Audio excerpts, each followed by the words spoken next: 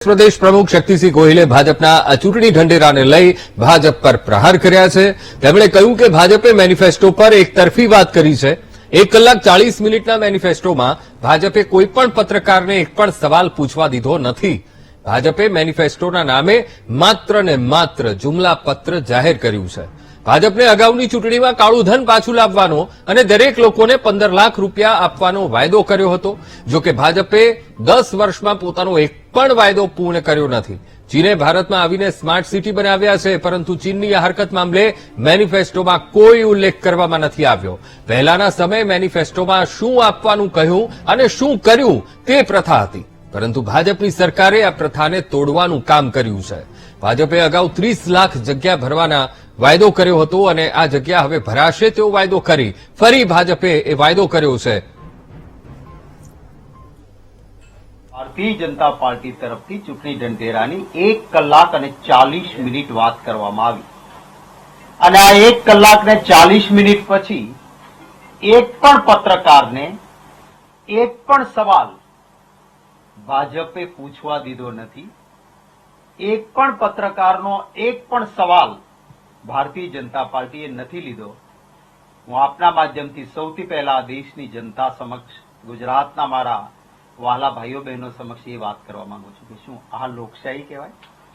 હું સતત 1 કલાક 40 મિનિટ બોલું અને મને પ્રશ્ન કોઈ નહીં પૂછવાનો, કારણ કે જો પૂછે તો 10 વર્ષથી ત્યાં સત્તામાં છે અને કેટલાક પ્રશ્નો એવા આવે કે જેનાથી એમનો ભાંડો ફૂટે અને ઘોષણાપત્ર નહીં જુમલાપત્ર છે આવું લોકોને ખબર પડે, એટલા માટે એક સવાલ લીધો નથી। 2014ના એમના ચૂંટણી ઢંઢેરાના પાના નંબર 5 ઉપર કહ્યું હતું કે સ્પેશિયલ ટાસ્ક ફોર્સ બનાવીશું, બધું જ કાળું ધન પાછું લઈ આવીશું, અને પછી ભાષણોમાં કહ્યું હતું કે દેશવાસીઓના ખાતામાં यूं ही 15-15 लाख आ जाएंगे। કોઈ ભાજપને મત આપ્યો હોય, કે હું તો કોંગ્રેસી છું, પણ જેને ભાજપને મત આપ્યો હોય એને પણ મારો સવાલ છે કે શું તમારા ખાતામાં 15 લાખ આવ્યા ખરા?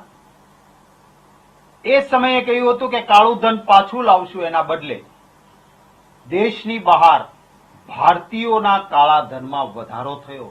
એટલું જ નહીં, કાળું ધન બહાર ન રહે, ભાજપના ઘરમાં આવી જાય અને કોઈને ખબર ન પડે એટલે ઇલેક્ટોરલ બોન્ડ બનાવ્યા કે કોણ દાન આપે છે અને કેટલું આપ્યું છે ક્યાંય જાહેર નહીં કરવાનું। ચાઇના વાળા આપણી બોર્ડરમાં ઘૂસી ગયા। ભારતીય જનતા પાર્ટીના સંસદ સભ્ય તાપીર ગાવોએ આજે પણ એનું ટ્વીટ છે, આપ જોજો। એને કહ્યું છે કે ચાઇના આપણે ત્યાં ઘૂસી ગયું છે અને આ ચીનાઓએ આપણી સરહદમાં ગામના ગામ વસાવી દીધા છે, બ્રિજ બનાવી દીધા છે। પણ આજના ભાજપના ચૂંટણી ઢંઢેરામાં એમના જ સંસદ સભ્યએ કરેલી વાત હોવા છતાં કોઈ ઉલ્લેખ નહીં।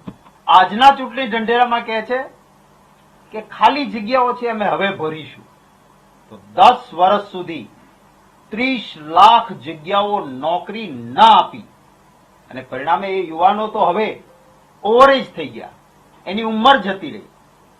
30 લાખ જગ્યાઓ નહીં ભરી આ યુવાનોને કોણ કેવી રીતે કોમ્પન્સેટ કરે, એનું વળતર કેમ આપી શકાય? 30 લાખ નોકરી કેમ ખાલી રહી, આનો કોઈ ખુલાસો એમણે કર્યું નથી।